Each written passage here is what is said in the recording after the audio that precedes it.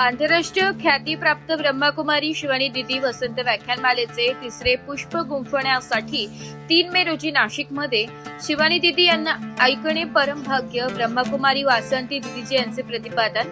मोठ्या संख्येने श्रोते उपस्थित राहणार. 3 ठिकाणी LED वॉलद्वारे नियोजन. आजच्या वेगवान आणि धकाधकीच्या जीवनात कोणत्याही क्षणी काही अचानक घडू शकते. आरोग्य, नातेसंबंध, आर्थिक स्थिती किंवा वैयक्तिक जीवन सर्व स्तरांवर परिस्थिती झपाट्याने बदलताना दिसते. अशा वेळी निर्माण झालेल्या परिस्थितीवर नियंत्रण ठेवणे ही नेहमी शक्य नसते, परंतु स्वतःची आंतरिक शक्ती मजबूत असेल तर कोणतीही परिस्थिती शांतपणे आणि स्थिरतेने हाताळता येते. मनाची ही स्थिरता, सकारात्मक विचारसरणी आणि आत्मिक शक्ती विकसित करण्याची गरज लक्षात घेऊन अनिश्चित समय में आंतरिक शक्ती या विषयावर ब्रह्मकुमारी शिवानी दीदी यांचे व्याख्यान 103 वर्षांची वैचारिक परंपरा असलेल्या वसंत व्याख्यानमालेत आयोजित करण्यात आलाय.